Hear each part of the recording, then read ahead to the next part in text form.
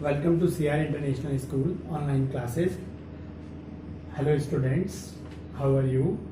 I hope everyone is fine there and you enjoyed your summer vacations in full enjoyment, and also little hope that you did your summer work also. So we discuss, you can ask me any query or problem which you face in your summer work, or another chemistry teacher also in your Google Classroom program. But now we are going to start a new chapter, new unit, that is electrochemistry, and the topic is conductor and their types and type of conductors. Okay, in simple words बेटा मैं आपसे आज नई unit start कर रहा हूँ, ठीक है, जिसका नाम है आपका इलेक्ट्रोकेमिस्ट्री और उसका टॉपिक है conductor and their types. Okay बेटा, कंडक्टर के बारे में आप इनिशियली भी पढ़ के आए. चलिए कंडक्टर से छोड़िए, पहले मैं आपको स्टार्ट करता हूँ चैप्टर के नेम से, चैप्टर के इंट्रोडक्शन से, कि इलेक्ट्रोकेमिस्ट्री चैप्टर में आप क्या पढ़ोगे. ये सबसे ज़्यादा इंपॉर्टेंट है पूरे चैप्टर के लिए बेटा, हर टॉपिक के लिए. ठीक है, तो देखो नाम से क्लियर है, इलेक्ट्रो. ओके, तो इलेक्ट्रो मीनिंग हमें क्या निकालता है, इलेक्ट्रॉन. ओके, इलेक्ट्रो से मीनिंग क्या निकलता है बेटा, हमारा इलेक्ट्रॉन. और केमिस्ट्री आप जानते ही हो, इनिशियली सब पढ़ के आए हो. केमिस्ट्री क्या होता है, साइंस की वो ब्रांच जिसमें आप change in the state of matter पढ़ते हो, कि एक सब्सटेंस पे हम कोई प्रोसेस अप्लाई करते हैं तो सब्सटेंस का बेटा कंपोजिशन चेंज होता है. याद करो, केमिस्ट्री यही तो होता है जिसको आप केमिकल चेंज भी बोलते हो. जैसे आपने मिल्क है ना, उसमें एक पुराना सहेजा लगाया और आपने गर्म दूध में, है ना, पहले दूध को थोड़ा सा गर्म किया, सहेजा लगाया, फिर ठंडा किया, दूध से दही बन जाता है, केमिकल कंपोजिशन चेंज हुआ. पेपर को बर्न किया. ओके, पेपर है, पेपर किससे मिलकर बना होता है, cellulose, carbon, hydrogen and oxygen. ठीक है, फिर जब आपने उसको क्या किया बेटा, बर्न किया, एक प्रोसेस अप्लाई किया, तो क्या होता है, वो ऐश में कन्वर्ट हो जाता है. तो ऐश क्या क्या चीजें होती हैं, कुछ कार्बन कुछ ऑक्सीजन के साथ CO2 बन के निकल जाते हैं, कुछ हाइड्रोजन कुछ ऑक्सीजन के साथ मिलकर वाटर वेपर्स बन के निकल जाता है, और कुछ कार्बन बच जाता है रेजिड्यू की फॉर्म में, जिसको आप क्या कहते हो, कार्बन ऐश. तो कंपोजिशन चेंज हो गया, तो दैट इज केमिकल चेंज. और ये पूरी स्टडी जिस आप साइंस की ब्रांच में करते हो, ये आपका क्या कहलाता है, केमिस्ट्री. और ये पूरा प्रोसेस क्या कहलाता है, केमिकल रिएक्शन. तो वही बेटा हम इस चैप्टर में यही पढ़ेंगे कि केमिकल रिएक्शन के ड्यूरेशन में जब हम किसी सब्सटेंस पे कोई प्रोसेस अप्लाई करते हैं, क्लियर, या हम टू सब्सटेंस को आपस में मिक्स करते हैं, तो उसके जो केमिकल कंपोजिशन में चेंज आता है, मतलब जो केमिकल रिएक्शंस होती है बेटा, उसमें इलेक्ट्रॉन्स का भी कोई फ्लो होता है. हर केमिकल रिएक्शंस आप देखो कैसे होती है, बॉन्ड्स ब्रेक करते हैं, बॉन्ड्स ब्रेक करके न्यू बॉन्ड्स बनते हैं. जैसे कोई सब्सटेंस है, पहले उसके मॉलिक्यूल के बॉन्ड टूटेंगे, ठीक है, वो आयनिक फॉर्म में आएगा या वो एटॉमिक फॉर्म में आएगा, और फिर नए आयंस मिलके या नए एटम्स मिलके एक नया मॉलिक्यूल में, वो सॉरी पुराने आयंस मिलके और वो एटम्स जिनमें टुकड़े हुए हैं वो मिलके नए मॉलिक्यूल का फॉर्मेशन करेंगे, जिसको आप प्रोडक्ट कहते हैं. तो बेटा रिएक्टेंट से प्रोडक्ट बनने में क्या होता है, इलेक्ट्रॉन का चेंजेस आता है, इलेक्ट्रॉन्स का एक फ्लो होता है. और आप फिजिक्स में पढ़ते हो, आते हो, क्या पढ़ते हो, flow of electron is called is flow of charge. Flow of charge को आप क्या बोलते हो, इलेक्ट्रिसिटी, करंट. ओके, तो बेटा हमारी हर केमिकल रिएक्शंस में, हमारी केमिकल रिएक्शन प्रोसीड ही तभी होती है कि जब बेटा इलेक्ट्रॉन एक एटम से दूसरी के एटम की तरफ इलेक्ट्रॉन्स का फ्लो, और फ्लो ऑफ इलेक्ट्रॉन होगा तो वहां पे कुछ ना कुछ इलेक्ट्रिसिटी भी जनरेट होगी, कुछ चार्ज भी फ्लो करेगा, या हम कह सकते हैं इस इलेक्ट्रॉन के फ्लो करने में एक एनर्जी भी जनरेट होती है, जिसको आप क्या बोलते हो, इलेक्ट्रिक एनर्जी. और केमिकल रिएक्शन में जो एक एनर्जी प्रोड्यूस हुई उसको आप क्या बोलते हो, केमिकल एनर्जी.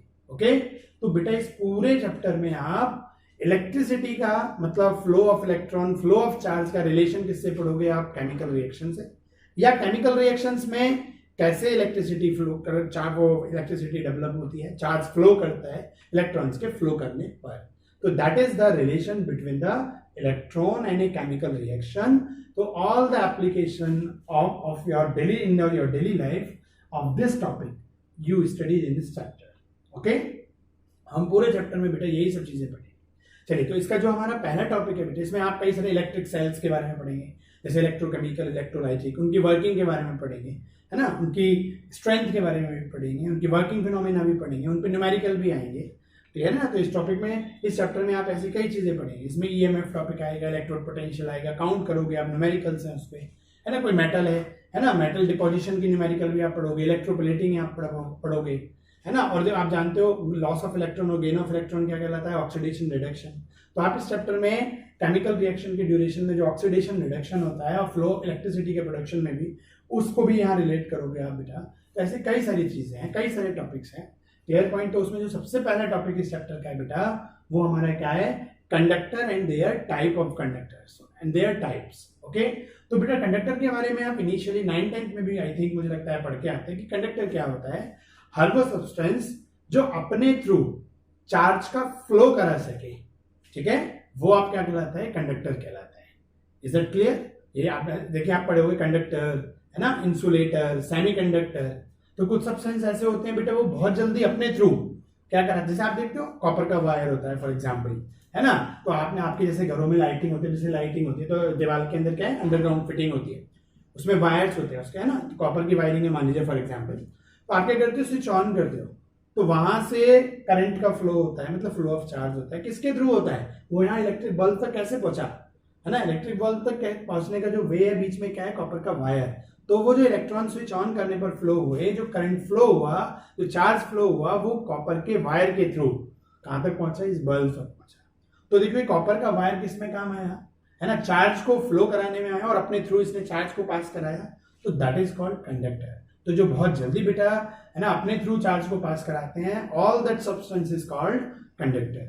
और इंसुलेटर क्या होते हैं, जो अपने थ्रू चार्ज को पास ना कराए। जैसे मान लीजिए प्लास्टिक की कुर्सी है फॉर एग्जाम्पल, है ना, आपने उस पर एक तरफ इलेक्ट्रिक वायर उसको टच किया, है ना, तो अगर वो बिल्कुल बेटा ड्राई है, बिल्कुल ड्राई है, उसमें कोई भी एक्वस मीडियम नहीं है, तो क्या होगा, वो प्लास्टिक जो है चार्ज को फ्लो ही नहीं करा पाएगी, है भाई ना। देखो ड्राई होने पे, और यही चीज क्या हुआ, अगर ये गीली होती है, वेट होती बेटा, तो मान लीजिए जहां आपने इलेक्ट्रिक वायर को टच कराया और वहां पानी है, तो क्या हुआ, पानी का मतलब लिक्विड स्टेज आ गया, और लिक्विड में क्या हो गया, पानी में क्या हो गया, हाइड्रोजन और ऑक्सीजन एटम्स हो गए जिनमें इलेक्ट्रॉन्स है। आया पॉइंट समझ में? तो वो फ्लो ऑफ इलेक्ट्रॉन के लिए रेस्पॉन्सिबल हो जाएंगे। तो हमने क्या बोला, ऐसे सब्सटेंस जिसमें मान लीजिए इलेक्ट्रॉन है भी है, प्लास्टिक भी किसी न किसी एटम से मिलकर बनी है, लेकिन वो एटम जिनसे मिलकर बनी है, वो मॉलिक्यूल जिनसे मिलकर बनी है, वो मॉलिक्यूल चार्ज को फ्लो कराने के लिए रेस्पॉन्सिबल नहीं हो पा रहे, इसलिए ऐसे सब्सटेंस हमारे क्या कहलाते हैं, इंसुलेटर। याद रहेगा आपको बेटा, क्लियर है पॉइंट? या छोटी छोटी डेफिनेशंस पढ़कर, सेमीकंडक्टर क्या होते हैं, है ना, जो चार्ज फ्लो करा भी सकते हैं लेकिन बहुत तेजी से नहीं कराते, बहुत जल्दी नहीं कराते, उनके चार्ज को अपने थ्रू पास कराने की जो टेंडेंसी होती है वो बहुत स्लो होती है, बहुत वीक होती है। तो ऐसे हमारे क्या कहलाते हैं बेटा, आपके सेमीकंडक्टर्स। तो यहाँ हमारे सेमीकंडक्टर्स और इंसुलेटर पे बात नहीं है, यहाँ हमारे टॉपिक्स में बात किस पे है बेटा, कंडक्टर पे। तो कंडक्टर आप समझ में आया, द सब्सटेंस, है ना, which having the tendency to flow the charge to pass the electricity to itself, through itself, that is called conductor. Is that clear? है ना। तो आप देखो बेटा, जैसे आपने मान लीजिए वाटर है ना, तो वाटर में मान लीजिए आपने नमक NaCl को डिसॉल्व कर दिया, और आपने उसमें क्या करा, एक कैथोड और एनोड डाले और आपने उसको एक बल्ब से कनेक्ट किया। आप देख सकते हो कि वो बल्ब क्या करेगा, है ना, आपकी लाइटनिंग करने लगेगा। इसका मतलब क्या है कि बल्ब किससे कनेक्टेड है, एक कैथोड और एक एनोड से, एक पॉजिटिव और नेगेटिव इलेक्ट्रोड। और वो किसमें कनेक्टेड है, एक बीकर जिसमें पानी पड़ा हुआ है, जिसमें नमक है, नमक में क्या है, NaCl, Na और Cl। तो वो भी क्या हो रहा है, वहां पे भी एक कॉर्नर से दूसरे कॉर्नर की तरफ क्या हो रहा है बेटा, चार्ज फ्लो कर रहे हैं, सर्किट पूरा हो रहा है। इसको किसके थ्रू हुआ, एक्वस सॉल्यूशन ऑफ NaCl के थ्रू। तो जो एक्वस सॉल्यूशन ऑफ NaCl है वो भी अपने थ्रू चार्ज को पास कराने का काम कर रहा है। तो एक्वस सॉल्यूशन ऑफ NaCl भी क्या कहलाएगा बेटा, आपका कंडक्टर कहलाएगा। तो कंडक्टर बहुत सारी चीजें, कंडक्टर एक एटम, मतलब एक ही तरह का है, जैसे कॉपर वायर है उसमें एक ही तरह के एटम है, तो वो उससे मतलब नहीं है हमें, चाहे वो एटम हो चाहे वो मॉलिक्यूल हो, ठीक है, बस वो सब्सटेंस अपने थ्रू चार्ज को पास कराए, वो कंडक्टर कहलाता है। मुझे लगता है ये सफिशिएंट है। चलिए अब इसके टाइप की तरफ बढ़ते हैं बेटा हम। कंडक्टर्स के 2 टाइप आते हैं, वन इज इलेक्ट्रॉनिक कंडक्टर, इसी का दूसरा नाम होता है मेटालिक कंडक्टर, ठीक है, और एक दूसरा टाइप होता है आयनिक कंडक्टर, और इसी का दूसरा नाम होता है इलेक्ट्रोलाइटिक कंडक्टर, और इन्हीं का एक दूसरा नाम और है इलेक्ट्रोलाइट। आप इलेक्ट्रोलाइट वर्ड कॉमनली बहुत यूज करते हुए आए हैं। तो इलेक्ट्रोलाइट क्या होता है, वो एक टाइप का कंडक्टर ही होता है जिसको हम इलेक्ट्रोलाइटिक कंडक्टर बोलते हैं।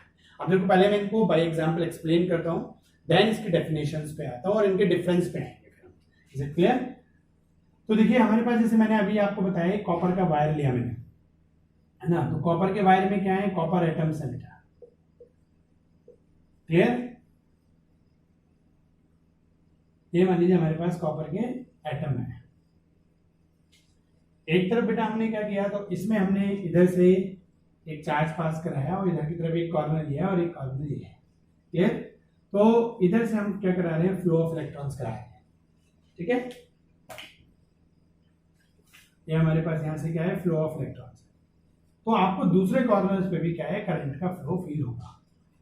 ठीक है, इलेक्ट्रिसिटी फ्लो होगी। और आप ये पढ़ते हुए फ्लो ऑफ इलेक्ट्रॉन की जो डायरेक्शन होती है, इलेक्ट्रिसिटी के फ्लो की डायरेक्शन उसके क्या होती है, अपोजिट होती है। ये आप पढ़ के आए बेटा। क्लियर? चलिए, एक दूसरी चीज क्या होती है, मान लीजिए आपने एक बीकर लिया, ठीक है, और उसमें आपने क्या लिया बेटा, पहले ये वाटर लिया, फिर बाद में आपने उसमें NaCl को ऐड कर दिया, और ये NaCl यहाँ पे Na आयन और Cl आयन की फॉर्म में होंगे। फिर आपने इसमें क्या किया बेटा, ये आपने इसमें ऐड कर दिया। अब इसमें आपने 2 इलेक्ट्रोड्स यूज करे, है ना, एक पॉजिटिव इलेक्ट्रोड और एक आपका नेगेटिव इलेक्ट्रोड, और आपने इससे क्या करा, एक बल्ब को कनेक्ट कर दिया। ठीक है, तो ये भी क्या करेगा, लाइटनिंग करेगा। तो यहाँ पर क्या है, इन दोनों मेटल की रॉड के बीच में क्या है बेटा, आपका वाटर है, वो भी क्या, एक्वा सॉल्यूशन ऑफ NaCl। तो यहाँ पे भी होता है। तो ये 2 एग्जांपल्स हैं, तो मैं 1 बाय 1 पहले इससे लेता हूँ फिर इससे लेता हूँ। तो देखो बेटा, जो हमारे इलेक्ट्रॉनिक कंडक्टर हैं या मेटालिक कंडक्टर हैं, वो जनरली क्या होते हैं, एक ही टाइप के एटम से मिलके जो बनते हैं। मतलब जैसे कॉपर का वायर है, एल्यूमिनियम का वायर है ना, गोल्ड फॉइल है, ठीक है, सिल्वर की फॉइल है। तो इसमें क्या है, एक ही तरह के पार्टिकल्स हैं, एक ही तरह के एटम है। सारे एटम किसके हैं, कॉपर के। मान लीजिए ये आपका कॉपर की शीट मान लीजिए है, ठीक, इसमें सारे एटम किसके हैं बेटा, कॉपर के हैं। अब ये अपने आपके इस कॉर्नर पे इलेक्ट्रिसिटी फ्लो कराइए, तो आपके दूसरे कॉर्नर तक इसका फ्लो हो जाएगा। हुआ कैसे, उसकी मैकेनिज्म क्या है, उसका फ्लो का तरीका क्या है, वो देखते हैं बेटा हम। देखिए, आप जानते हो एटम होता है, और एटम की लास्ट शेल में इलेक्ट्रॉन होता है, आप जानते हो। और इलेक्ट्रॉन, कोई भी एटम अपने जो इलेक्ट्रॉन फ्लो कराता है, वो कैसे कराता है, जो लास्ट शेल के इलेक्ट्रॉन होते हैं, अगर हमने इतनी एनर्जी प्रोवाइड करी कि उसने न्यूक्लियस और इसके बीच के इलेक्ट्रॉन का जो फोर्स ऑफ अट्रैक्शन है, अगर वो ब्रेक हो जाता है, तो ये इलेक्ट्रॉन फ्री हो जाता है ना। तो ये इलेक्ट्रॉन बेटा कहाँ हो गया, यहां से किधर आ गया, इधर की तरफ आ गया, और इसको हम क्या बोलते हैं, फिर फ्री इलेक्ट्रॉन। और ये चीज क्या कहलाती है, मान लीजिए अभी हमारे पास, में दोबारा इसको वो कर देता हूं कि हमारे पास ये इलेक्ट्रॉन है, ठीक है, ये बना हुआ है। चलिए मैं ब्रॉडली समझाता हूँ इसको अच्छे से आपको, कि एक बड़ा सा एटम है, जैसे फॉर एग्जांपल मैंने ये लिखा, ठीक है, तो इसमें कई शेल्स होंगे, पहली शेल, दूसरी शेल, तीसरी शेल, ये है आपकी। तो ये लास्ट शेल के इलेक्ट्रॉन, अगर हमने इतनी एनर्जी प्रोवाइड करी, बाय प्रोवाइडिंग एनर्जी ना, जब हम क्या करते हैं, एनर्जी को प्रोवाइड करते हैं, तो ये लास्ट शेल के इलेक्ट्रॉन और न्यूक्लियस के बीच का फोर्स ऑफ अट्रैक्शन क्या होता है, ब्रेक हो जाता है। और इसे करने पे क्या होता है कि आपके बेटा हमारे पास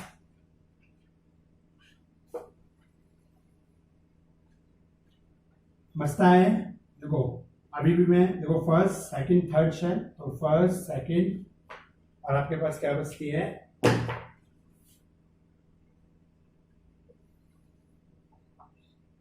आपके पास फर्स्ट सेकंड और थर्ड शेल बचती है।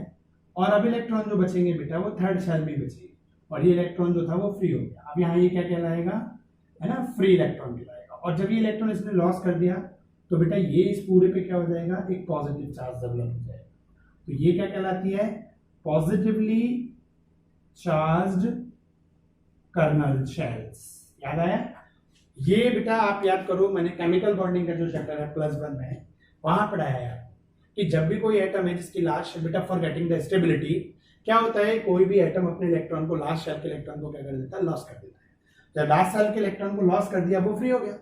और जब इसने इलेक्ट्रॉन लॉस किया, तो लॉस करने पे क्या होता है, पॉजिटिव चार्ज, तो बचे हुए जो भी शेल्स बची हैं उन पर जाएगा, और बची हुई शेल्स को हम क्या कहते हैं, कर्नल शेल्स बोलते हैं।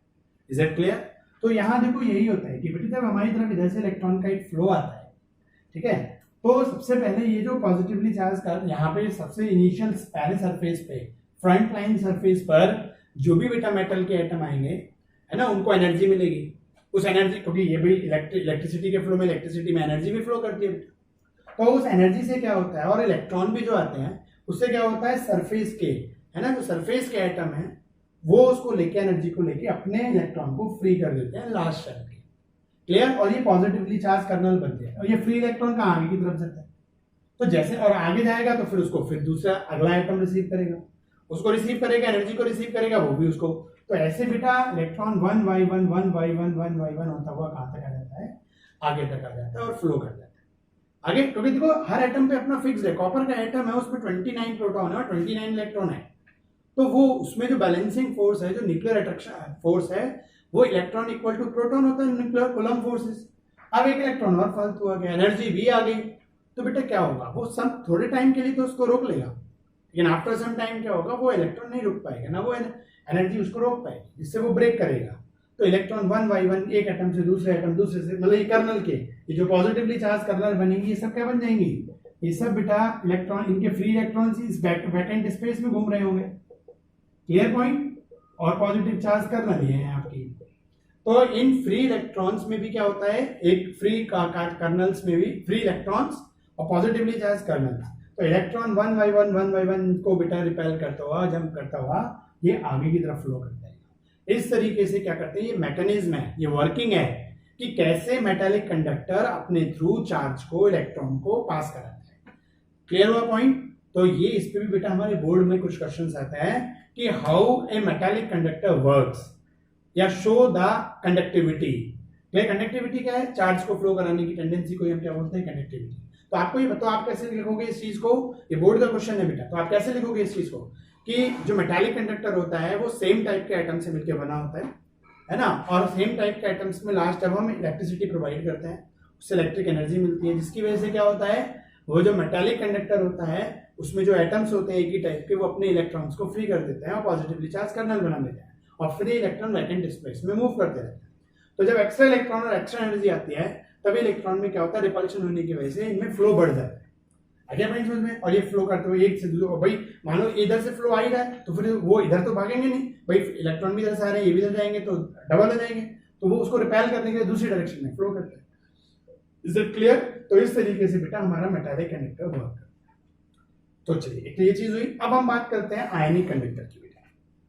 तो देखिए आयनिक कंडक्टर में क्या है कि एक तो देखो NaCl जब सॉलिड है तब आयनिक कंडक्टर एक इलेक्ट्रोलाइट का काम नहीं करता, एक आयनिक कंडक्टर का काम नहीं करता।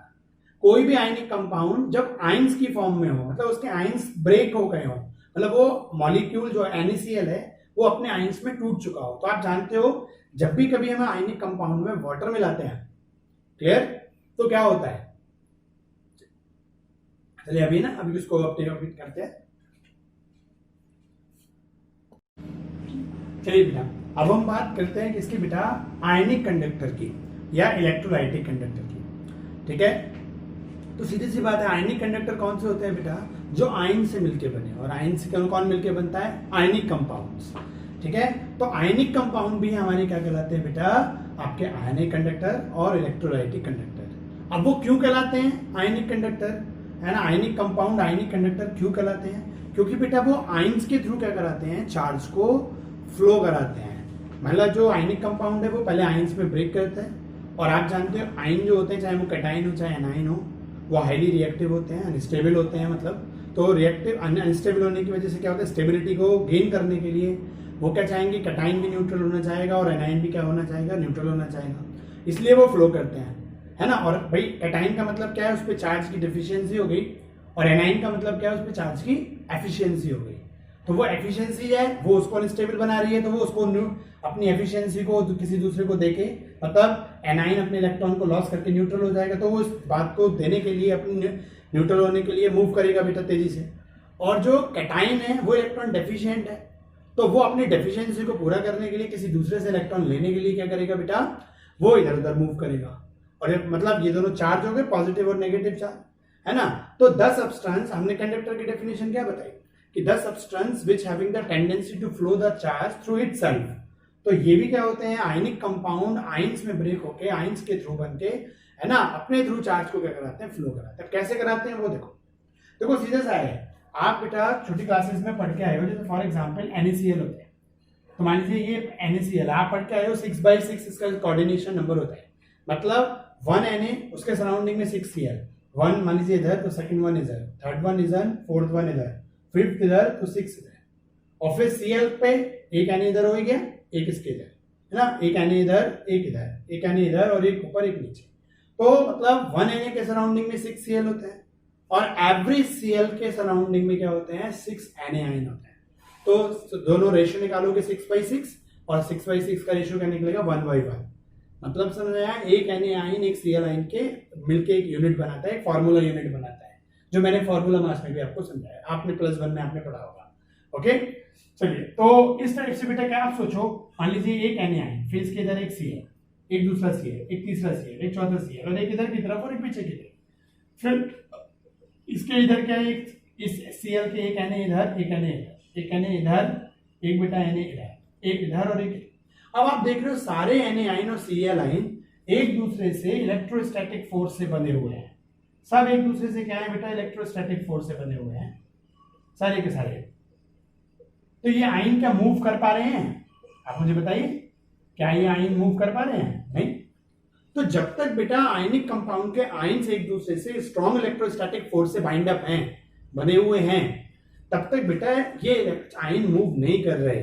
और आयन मूव नहीं कर रहे मतलब चार्ज मूव नहीं कर रहा, चार्ज फ्लो नहीं कर रहा, तो ये कंडक्टर कहां कहलाएगा? तो ये याद रखिए, इस पे बोर्ड में फिर जैसे अभी मैंने एक इसका बोर्ड का क्वेश्चन बताया, एक अगेन एक बोर्ड का क्वेश्चन आपको और बता रहा हूं, जो ये आता है कि आयनिक कंपाउंड सॉलिड स्टेट में बैड कंडक्टर ऑफ इलेक्ट्रिसिटी क्यों होता है? Is it clear? मतलब why ionic compound in solid is work as a bad conductor not a good conductor.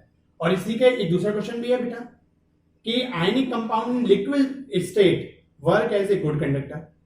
तो आयनिक कंपाउंड जब लिक्विड स्टेज में होते हैं या एक्वा सॉल्यूशन में होते हैं, या तो आप आयनिक कंपाउंड को इतना हीट करो बेटा कि वो मेल्ट हो जाए, तो मेल्ट हो जाएगा तो क्या होगा, आयन्स के बीच का इंटरमॉलिक्यूलर फोर्स ब्रेक हो गया, और ब्रेक होने से क्या हुआ, वो मेल्ट का मतलब क्या है, वो आयन दूर दूर हो गए, जिससे वो सॉलिड में से लिक्विड में कन्वर्ट हो गए। तो मतलब कहने का तो यही हुआ, आपने सॉलिड कंपाउंड को इतना हीट किया कि उनके आयन्स के बीच का इलेक्ट्रोस्टैटिक फोर्स ब्रेक कर गया, और ब्रेक करने से क्या हुआ कि वो दूर दूर हो गए, और दूर दूर हो गए तो अब वो जब फोर्स ही ब्रेक कर गया तो वो मूव कर सकते हैं, मतलब चार्ज मूव कर सकता है। ठीक है। या दूसरा तरीका कि आप आयनिक कंपाउंड में को वाटर में डिसॉल्व कर लो, तो वाटर से मिलने वाली हाइड्रेशन एनर्जी क्या करता है, वो लैटिस एनर्जी को ब्रेक कर देती है, जिससे क्या हो जाते हैं, लैटिस ब्रेक हो जाती है, आयंस फ्री हो जाते हैं। ये +1 में एस ब्लॉक में बेटा मैंने पढ़ाया था, आपको याद हो, क्लियर है point. Lattice energy hydration energy का रिलेशन बताया था कि अगर हाइड्रेशन एनर्जी आपकी ज्यादा होती है लैटिस एनर्जी से, तो चीजें डिसॉल्व हो जाती हैं, सब्सटेंस डिसॉल्व हो जाता है। और अगर हाइड्रेशन एनर्जी लेस है किससे, या सॉल्वेशन एनर्जी लेस है किससे, लैटिस एनर्जी से, तो वो आयनिक कंपाउंड या कोई भी कंपाउंड डिसॉल्व नहीं होता। याद करो, ये पढ़ाया था। तो वही चीज बेटा, तो उस एनर्जी से क्या होता है, आयनिक कंपाउंड के आयंस के बीच का इलेक्ट्रोस्टैटिक फोर्स का वो ब्रेक हो गया, जिससे आयंस फ्री हो गए। जैसे यहाँ पर अभी फ्री हैं, अब इनके बीच में क्या है, कोई फोर्स नहीं है। तो क्या होता है, ये इलेक्ट्रॉन डेफिशिएंट है, ये इलेक्ट्रॉन, भाई देखो प्लस साइड, प्लस कब आता है, इस पे इलेक्ट्रॉन की कमी हो, क्योंकि Na ने बेटा अपना इलेक्ट्रॉन किसको दे दिया, Na पे प्लस क्यों आया, क्योंकि वो अपना इलेक्ट्रॉन बेटा Cl को दे चुका, और Cl पे एक इलेक्ट्रॉन पे ले चुका है Na से, इसलिए उस पे माइनस आया। तो इस पे एक इलेक्ट्रॉन देने की वजह से डेफिशिएंसी हो गई, इस पे एक इलेक्ट्रॉन लेने की वजह से क्या हो गया, एफिशिएंसी हो गई। Is it clear? तो अब ये अपने डेफिशिएंसी को दूर करने के लिए, मतलब किसी से हो ये इलेक्ट्रॉन लेने के लिए, अब देखो ये नेगेटिव इलेक्ट्रोड है, इसका मतलब क्या है, इस पे नेगेटिव चार्ज है, मतलब ये चार्ज एफिशिएंट है, तो ये चार्ज एफिशिएंट है, ये डेफिशिएंट है, इसकी तरफ भागेगा। ठीक है, ये क्या करेगा बेटा, इसकी तरफ मूव करेगा। अब Cl पे क्या इलेक्ट्रॉन एफिशिएंट है, और ये इलेक्ट्रोड क्या है, प्लस प्लस का मतलब इलेक्ट्रॉन डेफिशिएंट, तो ये बेटा अपनी एफिशिएंसी को दूर करने के लिए इसके पास जाएगा, अपना एक्स्ट्रा इलेक्ट्रॉन इसको दे देगा। यहाँ पे कमी है तो ये इसके पास जाएगा, जब इस पे पहुंच जाएगा ये Na आयन यहाँ पहुंच जाएगा, तो ये अपना एक्स्ट्रा इलेक्ट्रॉन इसको दे देगा। आया पॉइंट समझ में? तो देखो, इसने अपने इलेक्ट्रॉनों की डेफिशिएंसी को मूव करने के लिए, डेफिशिएंसी को दूर करने के लिए इसने खुद को मूव कराया कहाँ तक, नेगेटिव इलेक्ट्रोड तक। Cl आयन इलेक्ट्रॉन एफिशिएंट है, उसने एफिशिएंसी को दूर करने के लिए और स्टेबल होने के लिए, न्यूट्रल होने के लिए ये मूव किया पॉजिटिव इलेक्ट्रोड तक, और ये अपने एक्स्ट्रा इलेक्ट्रॉन को किसको दे देगा, इसको। ये न्यूट्रल हो जाएंगे फॉर गेटिंग द स्टेबिलिटी। तो आया समझ में? ये बेटा वर्किंग है किसकी, हमारी आयनिक कंडक्टर की। आगे समझ में? और आयनिक कंडक्टर आयनिक कंपाउंड के बीच क्या होता है कि इलेक्ट्रोस्टैटिक फोर्स होता है। आया, उस बेसिस पर इसका नाम क्या पड़ा, इलेक्ट्रोलाइट। और यहाँ पे देखो क्या है, ये इलेक्ट्रॉन कैसे मतलब जो हमारा कंडक्टर है उसका जो कॉन्स्टिट्यूएंट पार्टिकल है, एटम्स, वो अपने इलेक्ट्रॉन को मूव करते हैं जिससे चार्ज फ्लो होता है। समझ में आया? तो चार्ज फ्लो कराने के लिए रेस्पॉन्सिबल कौन है, फ्री इलेक्ट्रॉन। तो उसके बेसिस पर इनका नाम क्या पड़ा, इलेक्ट्रॉनिक कंडक्टर। ठीक है। और ये एक ही तरह के एटम से, मतलब, और देखो इलेक्ट्रॉन को लॉस करने का काम मेटल्स करती हैं जनरली, स्ट्रॉन्ग मेटल्स होती हैं, ठीक है, नॉन मेटल तो करती नहीं, या कुछ ऐसे मेटलॉइड जो इलेक्ट्रॉन को फ्लो कराने की टेंडेंसी रखते हैं। तो ये इसमें कौन, इस कैटेगरी में कौन कौन आता है, या तो स्ट्रॉन्ग मेटल्स आती हैं, है ना, या फिर हमारे कुछ मेटलॉइड्स, सारे नहीं कुछ मेटलॉइड्स, है ना, क्योंकि जिनमें इलेक्ट्रॉन को लॉस करने की टेंडेंसी है, या फिर एलॉय। एलॉय आप जानते हो क्या होता है, एक मोर देन वन मेटल से मिलकर जो बनते हैं, तो उसमें भी क्या है, मोर देन वन है तो मेटल, और मेटल का काम क्या है, इलेक्ट्रॉन को लॉस करना। तो ये सब इस कैटेगरी में आए। तो अब आपको समझ में आया, इसको हमने इलेक्ट्रॉनिक, अब देखो डेफिनेशन क्या है, the substance which having the tendency to flow the charge, है ना, through itself while moving the electron by its constituent particle, अपने कॉन्स्टिट्यूएंट पार्टिकल्स के थ्रू इलेक्ट्रॉन को मूव कराते हैं, इसलिए इनको इलेक्ट्रॉनिक कंडक्टर बोलते हैं। किससे मिल, कौन होते हैं इलेक्ट्रॉन, किस कौन कौन इसकी कैटेगरी में आते हैं, मेटल्स की शीट आती हैं, मेटलॉइड की शीट्स कुछ, है ना, जो स्ट्रॉन्ग मेटेलिक कैरेक्टर आते हैं, और आपके एलॉय की शीट्स, तो ये इस कैटेगरी में आए। इसके मैकेनिज्म आप समझे। आयनिक कंडक्टर में क्या है, जितने भी आयनिक कंपाउंड हैं जो आयन से मिलकर बने होते हैं, वो मोल्टन स्टेज में या एक्वस मीडियम वाली स्टेज में, है ना, एक्वस सॉल्यूशन वाली स्टेज में उसके आयंस के बीच का इलेक्ट्रोस्टैटिक फोर्स ब्रेक कर गया, तब वो एक कंडक्टर का काम करने लगते हैं। लेकिन जब तक वो आयंस बने हुए हैं, सॉलिड स्टेट में हैं, उनको मोल्टन या एक्वस मीडियम में नहीं लेके जाएंगे, तब तक आयनिक कंपाउंड एक कंडक्टर का काम नहीं करेगा, ये याद रखना। तो इसकी वर्किंग फिनोमिना आपको समझ में आया, कैसे अपने थ्रू चार्ज फ्लो कराते हैं। तो ऐसे कंडक्टर जो आयंस में टूटकर अपने थ्रू चार्ज का फ्लो कराएं, दैट इज आयनिक कंडक्टर, है ना, जो इलेक्ट्रॉन को लॉस करा के अपने थ्रू चार्ज को, इलेक्ट्रॉन को, मतलब चार्ज को फ्लो कराएं, that is electronic conductor. Metallic क्यों बोला, आप समझ में आया, आयनिक और इलेक्ट्रोलाइटिक क्यों बोला, तो that is the definition in the example. Clear. चलिए अब बेटा बात करते हैं हम इनके पेपर में, और देखो मैंने बोर्ड के जो सवाल आते हैं वो भी आपको बताए यहीं तक पे, डेफिनेशन से जो बोर्ड के क्वेश्चन बनते हैं, ऐसे नहीं आता बेटा, है ना, कि आपसे सिंपल सवाल आ जाए कि भाई इलेक्ट्रॉनिक कंडक्टर की डेफिनेशन लिख दीजिए, मेटालिक की लिख दीजिए, आयनिक, अब ये नहीं आता, आप घूम के सवाल आ जाते हैं, ठीक है। नहीं, ऐसे सवाल पूछ लेगा आपसे कि आयनिक कंपाउंड, जैसे मैंने यहाँ बताया, सॉलिड स्टेट में बैड कंडक्टर का वर्क क्यों करता है, या आयनिक कंपाउंड मोल्टन स्टेज में या एक्वस मीडियम में एक गुड कंडक्टर का वर्क क्यों करता है, इज दैट क्लियर। या मेटल की शीट मेटालिक कंडक्टर का वर्क क्यों करती है, कैसे करती है, इनका वर्किंग, मतलब इनका, है ना, मैकेनिज्म क्या है, कैसे, मतलब कैसे एक मेटल की शीट मेटालिक कंडक्टर का काम करती है, हाउ, तो आपको एक्सप्लेन करना पड़ेगा ये पूरा प्रोसेस, इज दैट क्लियर। अभी तो समझा दिया है, बाकी इसके नोट्स दे दूंगा, तो आपको ये डायग्राम्स वगैरह ये सब चीजें नोट्स में आपको मिल जाएंगी, है ना। लेकिन मेन पॉइंट होता है समझना पहले, क्लियर है पॉइंट। तो एक दो दिन में आपको 3 दिन समझाऊंगा, देन जब एक सफिशिएंट मटेरियल हो जाएगा तब आपको उसकी पीडीएफ में आपको सेंड कर दूंगा, क्लियर है। चलिए अब एक सवाल और आता है ना, इनके जो डिफरेंस पे बेस्ड है, टेम्परेचर पे बेस्ड है।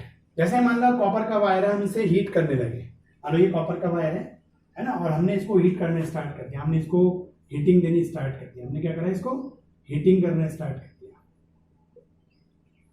तो इसकी जो कंडक्टिविटी है, मतलब चार्ज को फ्लो कराने की जो टेंडेंसी है बेटा, वो बढ़ जाती है, वो कम हो जाती है। और इसका टेम्परेचर बढ़ाने पर आयनिक कंपाउंड की जो कंडक्टिविटी होती है बेटा, वो इंक्रीज कर जाती है। एक डिफरेंस भी है कि टेम्परेचर के इंक्रीज करने पर मेटालिक कंडक्टर की कंडक्टिविटी डिक्रीज कर जाती है और आयनिक कंडक्टर की इंक्रीज कर जाती है। ये तो डिफरेंस हुआ। लेकिन हमारा बोर्ड का सवाल किस पे आता है, हमारा बोर्ड का सवाल इसकी मैकेनिज्म पे आता है, इसके रीजन पे आता है कि टेम्परेचर के बढ़ाने पर आयनिक कंडक्टर की कंडक्टिविटी क्यों बढ़ जाती है। ठीक है, तो देखो सीधी सी बात पे जाओ, आयंस, ये कंडक्टिव मैकेनिज्म पे इसका आंसर है। जब तक आयंस अगर मूव ना करे तो कंडक्टिविटी होगी, नहीं होगी। आप जानते हो टेम्परेचर बढ़ाने पर मॉलिक्यूल की काइनेटिक एनर्जी बढ़ जाती है। ठीक है, तो जब हम टेम्परेचर देंगे बेटा, पहली बात तो एक्वस मीडियम में आयंस का इलेक्ट्रोस्टैटिक फोर्स ब्रेक हो चुका है, वो फ्री टू मूव है। ऊपर से हमने उनको क्या दे दी, काइनेटिक एनर्जी दे दी। मान लो देखो ये पहले ही क्या हो चुके हैं बेटा, ये हमारे पहले ही आयंस फ्री हैं, कैटाइन और एनाइन सब आपस में क्या है, फ्री है, इनके बीच का इलेक्ट्रोस्टैटिक फोर्स ब्रेक हो चुका है। अब आप क्या कर रहे हो, हीट और कर रहे हो बेटा इनको। तो जब आप इनको हीट करोगे तो ये एनर्जी लेके क्या होगा, जब ये एनर्जी को गेन करेंगे, है ना, तो इनको आप हीट एनर्जी दे रहे हो, एनर्जी वन फॉर्म से अनदर फॉर्म में ट्रांसफर हो जाती है, तो मॉलिक्यूल्स की क्या है, काइनेटिक एनर्जी बढ़ जाएगी, मतलब आयंस की, तो ये मूव करने लगेंगे। तो मतलब आयनिक कंडक्टर को दी जाने वाली हीट एनर्जी, वो क्या करते हैं, उनसे उस आयंस की, है ना, क्या काइनेटिक एनर्जी बढ़ जाती है। मतलब एक तो पहले ही फ्री टू मूव थे, उनके बीच का एक्वस मीडियम या मोल्टन होने की वजह से उनके बीच का फोर्स पहले ही टूट चुका था, अब आपने और हीट कर दिया तो क्या है, वो और तेजी से मूव करेंगे, और वो बेटा जहां उनको पहुंचना है, कैटाइन को जो नेगेटिव इलेक्ट्रोड पे पहुंचना है, वो पहले के कंपैरिजन में और जल्दी पहुंचेगा नहीं, तो चार्ज और जल्दी फ्लो किया कि नहीं किया, क्लियर है। तो इसलिए बेटा आयनिक कंपाउंड का एक्वस मीडियम में आयनिक कंपाउंड हो या मोल्टन स्टेज में आयनिक कंपाउंड हो, अगर आपने उसको हीट कर दिया तो बेटा आयनिक कंडक्टर की कंडक्टिविटी इंक्रीज हो जाती है। तो ये बोर्ड का क्वेश्चन है। आप देखो मेटेलिक की कम कैसे हो जाती है, आप ही बताओ बेटा, ये एटम्स हैं, है ना, आप इसको हीट कर रहे हो, ठीक है, आपने इसको क्या किया, देखो हीट किया, हीट करने पर जैसे आयंस की काइनेटिक एनर्जी बढ़ रही है, यहाँ इन एटम्स की काइनेटिक एनर्जी बढ़ेगी, तो क्या होगा, ये जो अभी टच टू ईच अदर है ये आपस में दूर दूर हो जाएंगे, ये क्या होगा बेटा, आपस में दूर दूर हो जाएंगे, क्लियर पॉइंट। तो इनकी जो इलेक्ट्रॉनों को फ्री इलेक्ट्रॉन को फ्री कराने की टेंडेंसी है, जितने नियर होंगे बेटा उतना एक से दूसरे, दूसरे से तीसरे, तीसरे चौथे पे, है ना, मूव करने की टेंडेंसी ज्यादा होगी। लेकिन आपने हीट किया, हीट करने से इनकी काइनेटिक एनर्जी बढ़ी, ये दूर दूर हो गए, पॉजिटिवली चार्ज करना और फ्री इलेक्ट्रॉन क्या हो गए, दूर दूर हो गए। तो एक से दूसरे पे जो ट्रांसफर होने की टेंडेंसी है बेटा, वो इसमें क्या हो जाएगी, टेम्परेचर पे बढ़ाने से इंटरमोलिकुलर फोर्स ब्रेक हुआ, ब्रेक होने से क्या हुआ, उनकी काइनेटिक मोशन बढ़ी, वो दूर दूर हो गए, और फिर इलेक्ट्रॉन, फ्री इलेक्ट्रॉन्स के मूव करने की tendency one corner to the another corner, बीच में गैप पड़ गया, तो वो क्या हो गई, कम हो गई, तो कंडक्टिविटी क्या हो गई, डिक्रीज हो गई। तो बेटा अब तक ये पूरा एक टॉपिक है, तो इसमें यहां तक पे कई सवाल हमारे बन जाते हैं। चलिए मैंने बोर्ड के देखो 3-4 क्वेश्चन आपको बताए, ठीक है। इसके तो चलो और टाइप नहीं होते, लेकिन बेटा इलेक्ट्रोलाइट के फिर 2 टाइप आ जाते हैं, एक स्ट्रॉन्ग इलेक्ट्रोलाइट और एक वीक इलेक्ट्रोलाइट। तो इलेक्ट्रोलाइट क्या है, जो आइंस में टूटकर चार्ज का फ्लो करे। तो स्ट्रॉन्ग इलेक्ट्रोलाइट कौन होंगे बेटा, जो बहुत तेजी से, बहुत जल्दी या कंप्लीटली, जैसे किसी सब्सटेंस में मान लीजिए 1000 आइंस है, तो ज्यादा से ज्यादा आयन, कंप्लीटली आयन जल्दी से, जैसे आप उनको आयनिक कंपाउंड को एक्वस मीडियम में डालो या मोल्टन स्टेज में लेके गए, आपने उसे हीट किया मोल्टन, तो जैसे ही मोल्टन स्टेज में पहुंचा, जैसे ही हीट किया, उसके ज्यादा से ज्यादा आयंस क्या हो गए, फ्री हो गए बेटा, डिसोसिएट हो गए, आयनाइज्ड हो गए, क्लियर पॉइंट, आयंस में टूट गए। तो द सब्सटेंस या the electrolyte which completely dissociate into their ions on making an aqueous solution और giving the heat in molten stage. तो वो सब्सटेंस जो हीट देने पर मोल्टन स्टेज में या एक्वस पानी में डिसॉल्व करने पर एक्वस मीडियम में अपने मैक्सिमम आयंस में टूट जाता है, कंप्लीटली आयंस में ब्रेक कर जाता है, डिसोसिएट हो जाता है। तो क्योंकि इससे क्या होगा, ज्यादा से ज्यादा आयंस बन गए, और ज्यादा मान लो उसमें 100 है और 100 में से 95 आयंस तुरंत ही, जैसे आपने हीट किया है, पानी में डाला, 95 मॉलिक्यूल्स जो है, 100 मॉलिक्यूल्स टोटल है, और डालते ही तुरंत 95 मॉलिक्यूल्स आयन में ब्रेक कर गए, तो ज्यादा से ज्यादा होगा। एक मान लो सब्सटेंस है, उसमें भी 100 मॉलिक्यूल्स हैं, लेकिन आपने उसको पानी में डाला या हीट किया, तो उसके 50 मॉलिक्यूल ही आयंस में ब्रेक कर पाए। कहाँ 100 आउट ऑफ 100 95 आयंस में कन्वर्ट हो गए, कहाँ आउट ऑफ 100 केवल 50 आयंस में कन्वर्ट हुए। Is that clear. तो जो कंप्लीटली डिसोसिएट हो जाए, मैक्सिमम डिसोसिएट हो जाए, वो आपका स्ट्रॉन्ग इलेक्ट्रोलाइट हो। जितने ज्यादा आयंस बन जाएंगे उतने ज्यादा चार्ज को फ्लो कराने में भी रोल प्ले करेंगे। और जितने एक मॉलिक्यूल में आयंस, मतलब मॉलिक्यूल्स तो बहुत हैं बट आयंस में बहुत कम टूटे, तो जब वो कम टूटेंगे, कम डिसोसिएट होंगे, तो चार्ज में फ्लो कराने का जो रोल होगा उनका वो भी कम होगा, तो वो क्या कहलाएंगे, हमारे वीक इलेक्ट्रोलाइट। तो जितने हमारे स्ट्रॉन्ग आयनिक कंपाउंड होते हैं वो सब किस स्टेज में आते हैं बेटा, मतलब फर्स्ट ग्रुप और 17 ग्रुप, सेकेंड ग्रुप और 16 ग्रुप से मिलने वाले जितने कंपाउंड होते हैं वो हाईली इलेक्ट्रो क्या होते हैं, आयनिक होते हैं। फर्स्ट जैसे NaK वगैरह वगैरह, उधर क्लोरीन, ब्रोमीन, आयोडीन, फ्लोरीन, समझ में आया। ये प्रीडिक्ट टेबल में आप पढ़ के आए हो कि फर्स्ट ग्रुप हाईली इलेक्ट्रोपॉजिटिव होता है, 17 ग्रुप हाईली इलेक्ट्रोनेगेटिव, इन दोनों से मिलने वाले स्ट्रॉन्ग आयनिक। इनसे थोड़े कम आयनिक कौन से होंगे, सेकंड और 16। तो ऐसे ऐसे जितने बेटा हम नॉन, अब जैसे PCl5 है ना, फास्फोरस भी नॉन मेटल है, Cl भी नॉन मेटल है ना, तो ये कहाँ, ये तो कोवलेंट कंपाउंड है, आयनिक में कैसे ब्रेक करना, बहुत मुश्किल होता है ब्रेक करना। अब AlCl3 है, वैसे एल्यूमिनियम मेटल है, Cl एक नॉन मेटल है, एक 13 ग्रुप का है, एक 17 ग्रुप का है, बहुत पास के हो गए। तो क्या होता है, ये इनके बीच में तो आयनिक कैरेक्टर कम होता है, बल्कि कोवलेंट कैरेक्टर ज्यादा होता है, तो इसके आयंस में टूटने की टेंडेंसी क्या हो जाएगी, कम हो जाएगी। तो हमारे जितने मेटलॉइड्स होते हैं या वीक मेटल्स होती हैं, और उनके जो कंपाउंड होते हैं वो किस में आएंगे, वीक इलेक्ट्रोलाइट में आएंगे, है ना। और जितने हमारे स्ट्रॉन्ग आयनिक कैरेक्टर रखने वाले आयनिक कंपाउंड होंगे जो तुरंत आयंस में टूट जाए, वो सब किस में आएंगे, स्ट्रॉन्ग इलेक्ट्रोलाइट में। ठीक है बेटा, तो इस तरीके से हमारा ये टॉपिक है। और एक होता है डिग्री ऑफ डिसोसिएशन, एक टॉपिक हमारा और क्या है बेटा, डिग्री ऑफ डिसोसिएशन। तो डिग्री ऑफ डिसोसिएशन क्या होता है कि जैसे मैंने अभी आपको बोला 100 टोटल मॉलिक्यूल्स हैं, उसमें से 95 मॉलिक्यूल्स डिसोसिएट हो गए, है ना। तो डिग्री ऑफ डिसोसिएशन क्या है, यही जी कि टोटल में से कितने डिसोसिएट हो गए। तो ऊपर क्या आएगा बेटा आपके, degree of dissociation equal to number of molecules which are dissociate into their ions upon total number of molecules in the total number of molecules, ठीक है, इन ए कंपाउंड इनटू 100। तो ये आपका क्या बन जाता है, डिग्री ऑफ डिसोसिएशन, जिसको हम अल्फा से रिप्रेजेंट करते हैं। Is that clear? Degree of ionization भी बोल सकते हो, है ना, आयन बनने का रेट, मतलब जिसको हम कह सकते हैं आयन बनने का रेट, या मॉलिक्यूल का आयंस में टूटने का, डिसोसिएट होने का रेट। Is that clear? तो देखो बेटा ये हमारी चीजें इस टॉपिक से रिलेटेड थी, ठीक है, आप इसको देखें और कोई प्रॉब्लम हो तो हम उसी कार्य से कर सकते हैं। That clear? Thank you.